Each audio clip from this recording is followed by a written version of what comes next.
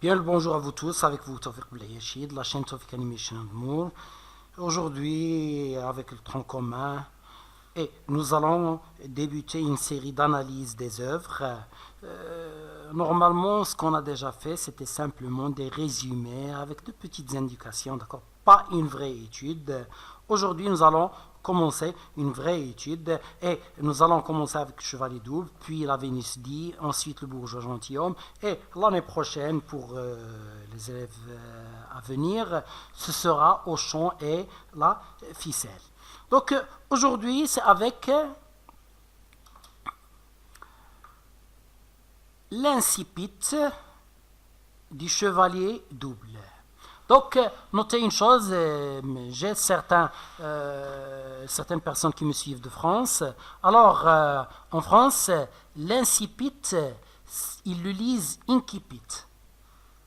D'accord? Donc, incipit, c'est la prononciation latine. D'accord? Donc, alors en français, ils trouvent vraiment curieux lorsque quelqu'un leur dit l'incipit. Et nous trouvons vraiment curieux lorsqu'on entend quelqu'un dire l'incipit. Donc, et bien sûr, j'ai l'habitude de dire l'incipit.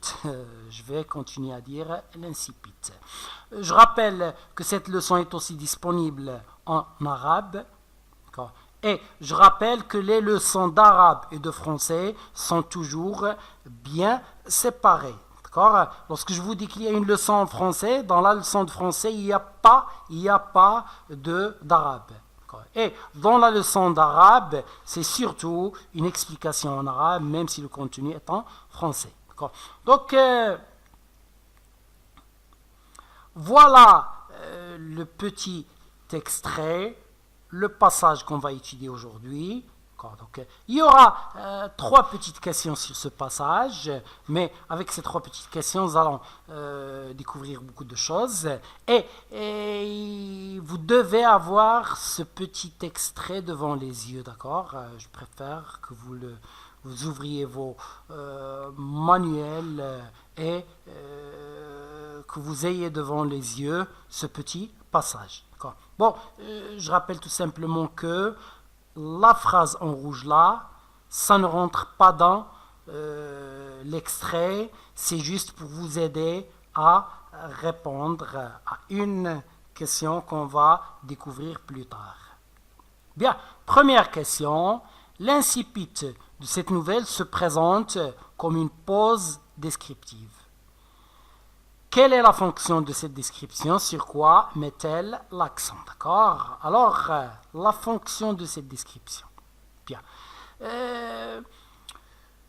Je vous conseille toujours, lorsque je vous pose une question comme ça, je vous conseille de faire une pause, on va exploiter le mot qu'on a là, de faire une pause vidéo, d'essayer de répondre et de venir ensuite, de me suivre pour découvrir la réponse. Bien sûr, moi, je ne vais pas commencer à attendre que vous répondiez, d'accord? Puisqu'on a un bouton pause dans nos lecteurs vidéo, d'accord? C'est une aubaine, c'est une chance, alors arrêtez-le. Ok, je vais vous rappeler tout de suite après, je vais vous rappeler les fonctions essentielles de la description. Donc, bien sûr, essayez de répondre avant tout ça. Maintenant, je passe. Donc, je vais ouvrir un petit... Excuse. Voilà. Je vais ouvrir un petit fichier, ou bien un gros. Les fonctions de la description, d'accord? Lorsqu'on vous dit fonction, on veut toujours dire quel travail fait-elle? Quel est son travail, d'accord? Donc, par exemple, fonction d'une personne, c'est le travail de cette personne. Bon, la fonction narrative, la première fonction qu'on découvre, c'est la fonction narrative. La fonction narrative, elle prépare la suite du récit. Elle donne des éléments. On va découvrir plus tard que ces éléments, ils sont très importants dans la suite du récit. D'accord? Bon, pour ceux de l'arabe, j'ai expliqué avec un couteau. Alors, le narrateur nous décrit un couteau avec beaucoup de détails. Et On se demande vraiment si c'est tout simplement pour nous décrire le couteau. Mais plus tard, bon, il nous décrit le couteau, il est grand, il est très aiguisé, d'accord, il coupe très très bien. Et plus tard, on va découvrir que deux personnes se battent et qu'une se jette sur le couteau et elle tue l'autre. Alors on voit ici que cette description, elle avait une fonction narrative. D'accord ? Donc, il y a une autre fonction qui s'oppose à narrative, c'est une fonction qu'on appelle ornementale ou bien décorative. C'est juste pour installer le décor. Bien. Maintenant, elle crée un effet de suspense. Alors, normalement, une pause descriptive. Ah, j'ai oublié de vous expliquer le mot pause descriptive. Donc, un récit, c'est une suite d'événements. Lorsqu'on décrit, est-ce qu'on continue à raconter les événements? Non. On a un arrêt. Et on décrit. Puis, on revient à la suite des événements. Donc, c'est un arrêt, c'est une pause. Il y a la pause descriptive, il y a la pause commentaire. L'auteur s'arrête pour faire un commentaire avant de continuer. Alors, normalement, toutes les pauses descriptives créent un effet de suspense. Mais lorsqu'on a des éléments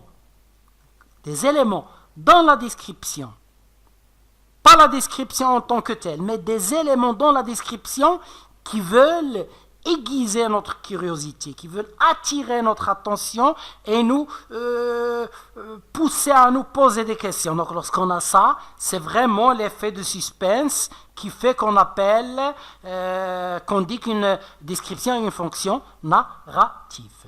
On passe à la fonction suivante.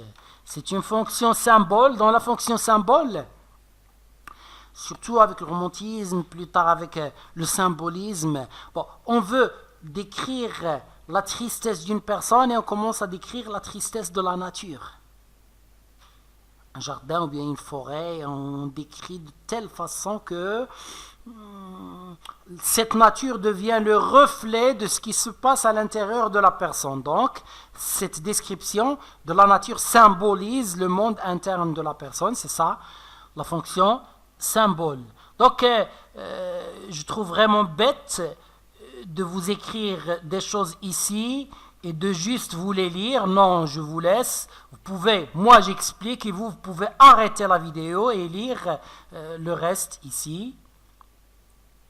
Bon, on a la fonction explicative ou informative. Comme son nom l'indique, elle cherche à expliquer, à donner des informations sur quelque chose. Je te parle, je ne sais pas, je suis allé au Brésil, tu me dis comment est le Brésil, je commence à te dire le Brésil c'est comme ça et comme ça et comme ça et comme ça. Donc, qu'est-ce que je fais? Je te donne des informations sur le Brésil.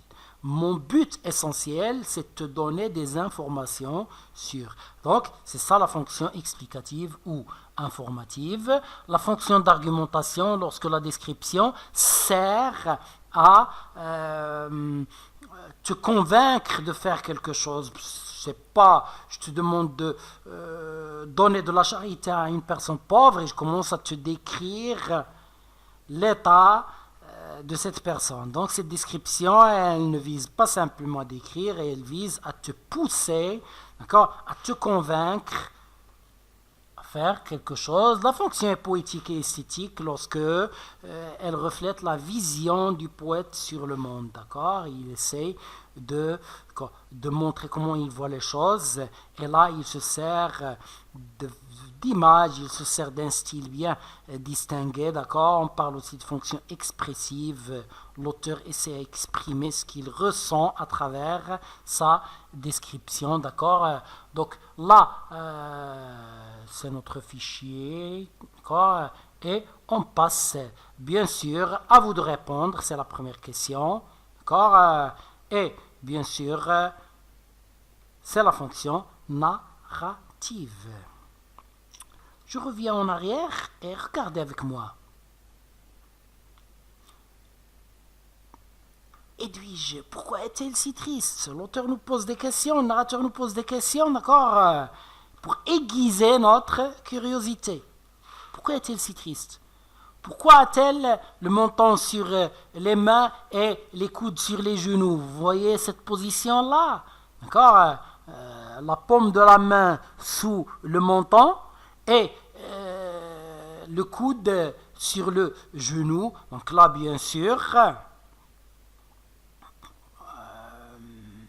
on voit que il cherche à nous pousser à nous poser des questions. D'ailleurs, il nous pose vraiment ces questions, d'accord? Bien.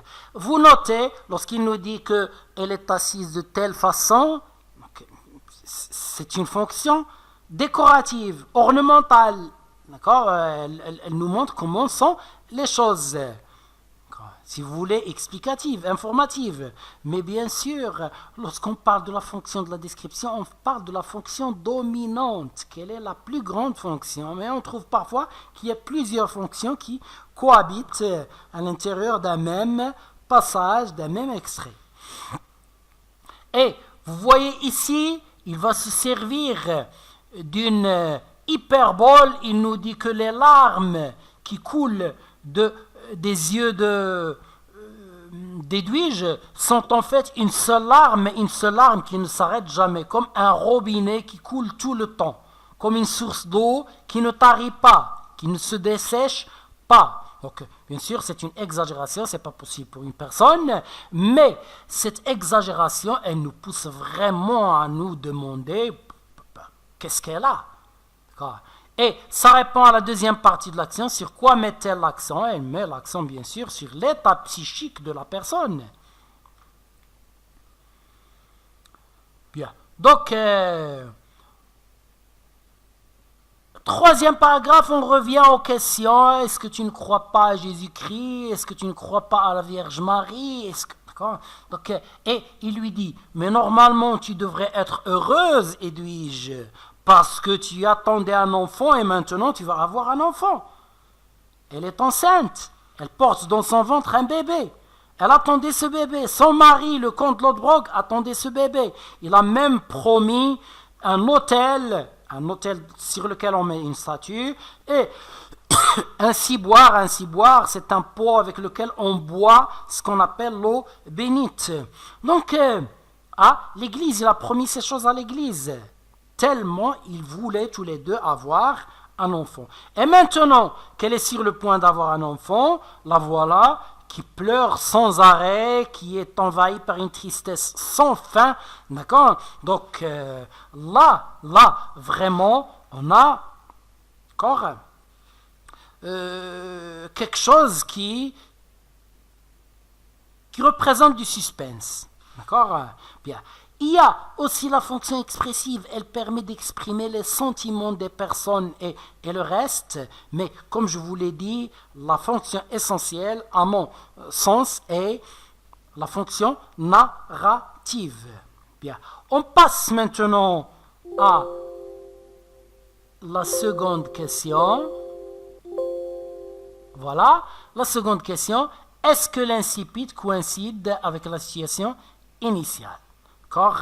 Vous me permettez, je viens de formater mon ordinateur, alors je n'ai pas certains outils avec lesquels je travaille, alors je vais vous expliquer ici. D'accord. Alors, une situation initiale, d'accord, elle suit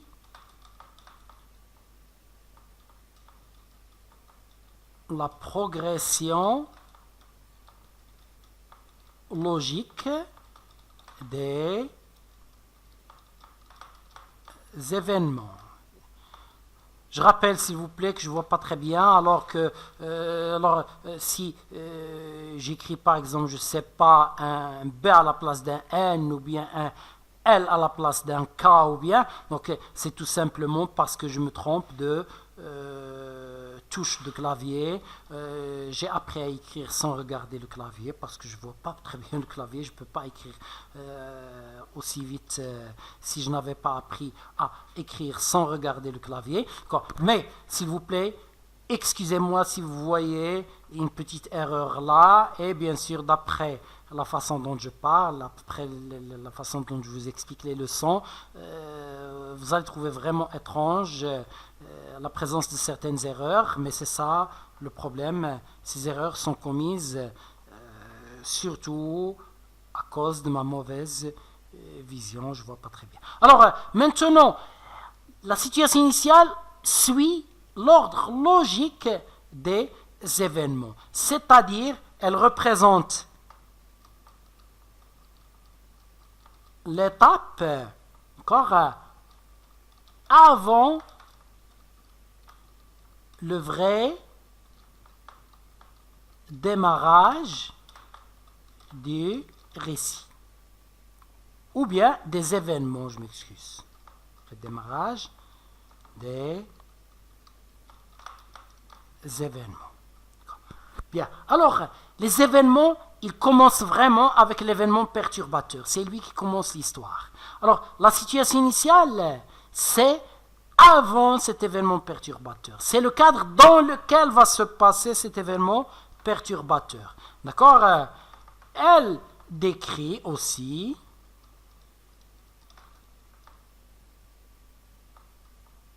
l'espace, le temps et pas les personnages, certains personnages. Bien. Alors, c'est quoi un incipit ou bien un incipit?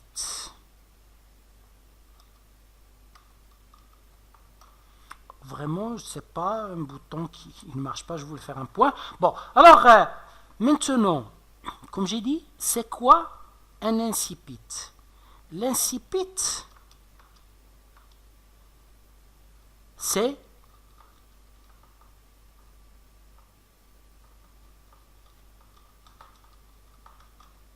alors, je crois que j'ai maintenant un clavier anglais, si je ne me trompe pas.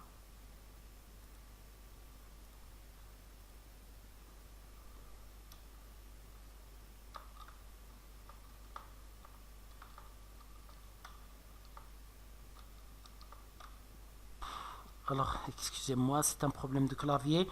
Je ne vais pas m'arrêter à essayer de régler le problème. Alors, je vais passer directement. C'est l'ouverture du... Alors, je vais écrire sans du récit. Je crois que j'ai touché une touche qui ne va pas et qui m'a fait ce problème.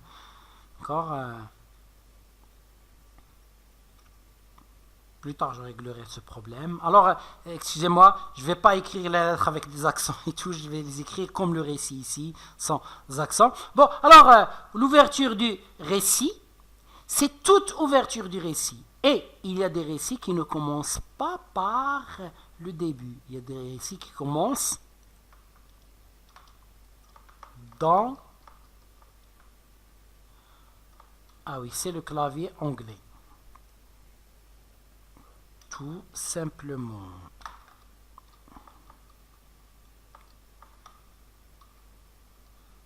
Mais il refuse de changer. C'est quoi ça? Alors...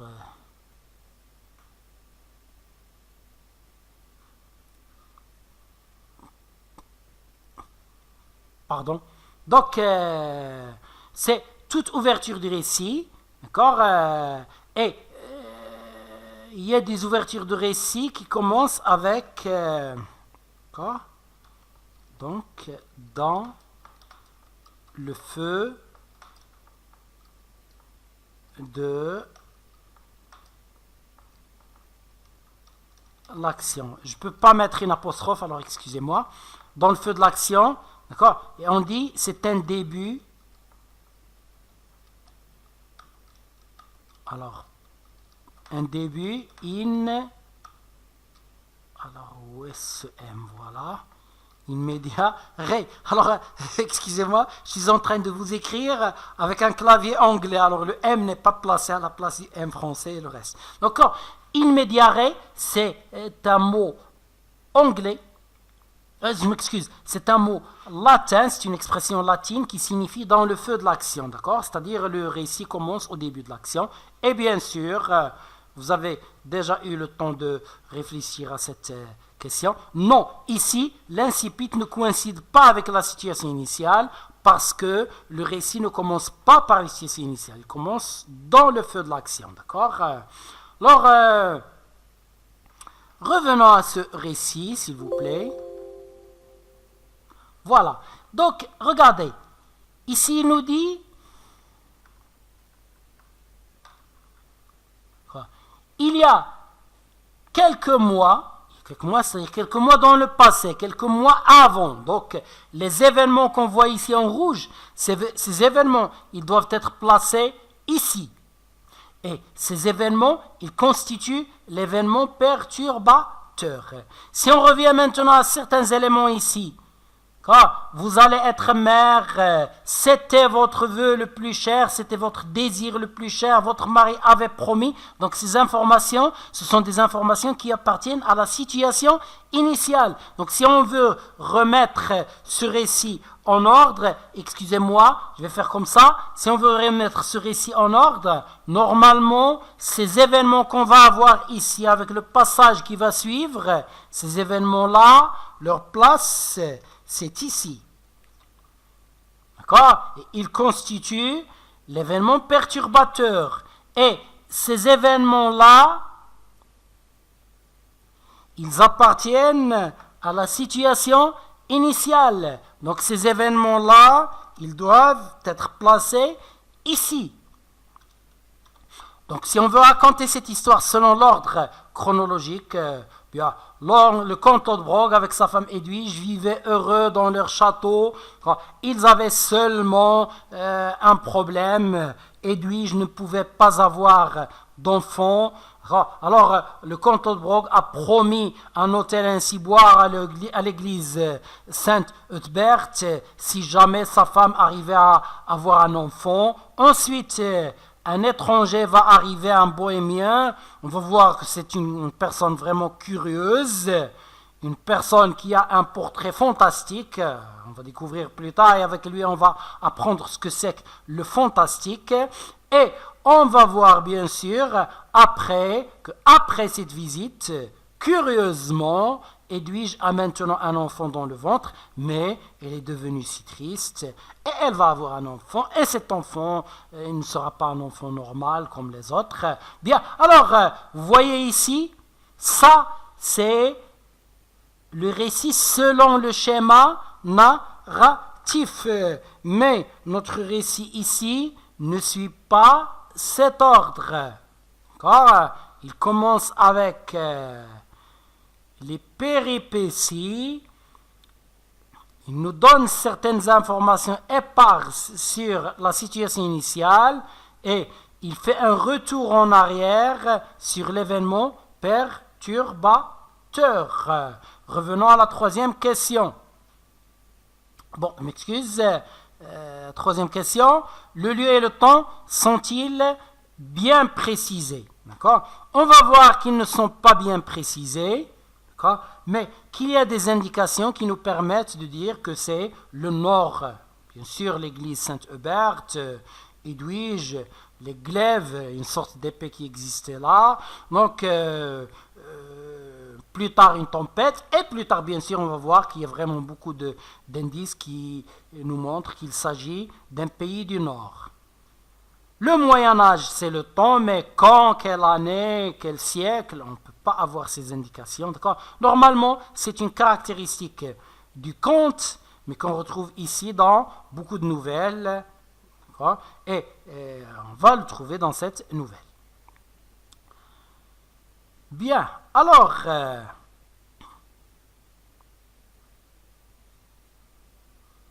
c'est un pays du Nord, donc je crois qu'on a répondu à cette question avec cette question. Il me reste à vous dire une chose. d'après ce début du récit, vous allez voir que ça ressemble à la nouvelle réaliste. D'accord? Ça ressemble à la nouvelle réaliste. Et le récit fantastique, il démarre dans un cadre réaliste, mais pas un cadre réaliste comme le reste. On va découvrir comment ce cadre réaliste est différent du cadre réaliste du réalisme normal, et on va voir bien sûr le reste des caractéristiques du réalisme avec notre prochaine leçon qui ne tardera pas. À partir de maintenant, chaque année, à partir du mois de mars, j'intensifie un peu plus les cours que je propose aux élèves. Il ne me reste plus qu'à vous dire au revoir et à la prochaine.